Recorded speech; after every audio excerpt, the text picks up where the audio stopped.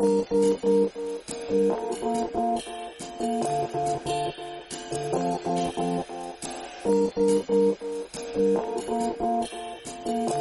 back. I got a little bit on the show you on the Ford now that we've got it out of the paint booth, and we're getting started on the rust. And it's gonna be fun because the passenger side I can't even use I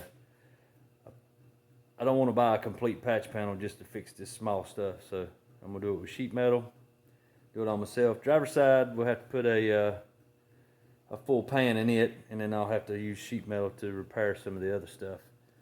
But we'll give you a good look at the Ford now that's in primer. It looks pretty good. All right, here we go. Here we go. Cap corners turned out nice. Nice, real nice. This camera don't show it justice. Door jambs turned out good. Nice and pretty. But remember that big old booger dent? You can't see it, but it looks really good. Where the dent was back here, like I said, the bed. Beds always gets pushed up on these old trucks. So everything's done here. Our next goal is to try to get the patch panels in, which I'll show you here. This side, I mean, you can't see it on camera, but it will actually, it actually moves up and down. It's really weak. It's completely shot all the way up here to this dimmer switch. And that pan probably don't even go that far up, knowing my luck. So I'll probably have to use sheet metal to fix that. But the floor pans only come from here forward to the inside. So I'll be able to replace all this stuff. This piece here, I'm gonna have to build out of sheet metal, which it won't be too bad. It's pretty flat. It's got a brace that runs right through here that'll help support it. Something to weld to. But that's it for now. Let's sit back. Old Ford. Totally different. Now we've got the bed, cab. So the rest of the sheet metal we'll worry about. I don't want to get it all out of the building until I'm ready to start doing work where I don't have it sitting around, because I don't want it to get damaged. And I can't keep it in the building, so I'd have to put it in the barn. The barn is, it's a barn. It ain't very weather resistant, so we're getting there. I'm getting somewhere. So I'll give you an update later on. Peace out.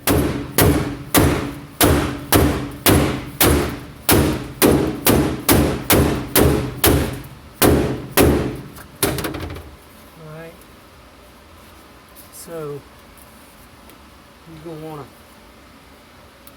cut right here. Yep, that'll be fine right there. It might shorten up a little bit, so we'll cut above that line. Yeah, because it's above it now. You got plenty of room. Actually, if a man wanted to, you could come down like this. Yeah, it would probably fill in better. Yeah. You'll have better weld here. Yep. Yep. It would. Yeah. We needed that rib. That rib's holding that rigid right there. I need to come this way. All right, you need to cross that now. You need to come kind of like that. Yeah, we got plenty there to work with. Yeah. And then what we can do is bend it over. Yeah, and cut above the line. Bend it over and make that go into there. Right. That way, when we add this piece in, we can just butt weld it to that. Yep. So, all right. All right, people, we're getting a little something done. All we're doing now is forming the piece on the original structure. That way, when we take it all out, cut it in, we got somewhat of a form. Because like I said, we didn't want to buy a whole new piece. So. Okay, here's kind of what we got going on. Let me move these tools out of the way. Move the tool. See how I was talking about forming it? Got it formed. Still got some more cutting to do. But, and we didn't realize we were a little bit wide on our gap. I'll get that fixed. I had a little slither here. I got a little slither here that'll fall right in its place. Fits perfect. So once we get all this mated up, we'll cut the original out, the rusty stuff out, and we'll have a perfectly formed piece of metal to fall right in place, just like a factory floor pan. All right, I didn't have the camera right the first time. We have the panel cut out, and got the other panel fitted in there. I'm really pleased with it. The fitment. It's a tight fit. I went on and tacked them two little pieces together. Put that little slither I was talking about earlier in it. I'll show you. Here we go. What do you think? Good, nice, tight gaps. I'm tickled with it. Now once I start pulling it up, there's nothing down there holding that up. So that is my panel. Drill my spot welds, pinch welds as you would call them. Weld them up. And we got a piece of a floor. No rust. Welcome back. I've got the panel welded in, and let me straighten my hat a little bit. I've been looking kind of goofy on here, so I want to make sure last few videos I look like funny, which I'm getting old. Anyway, back to the floor pans.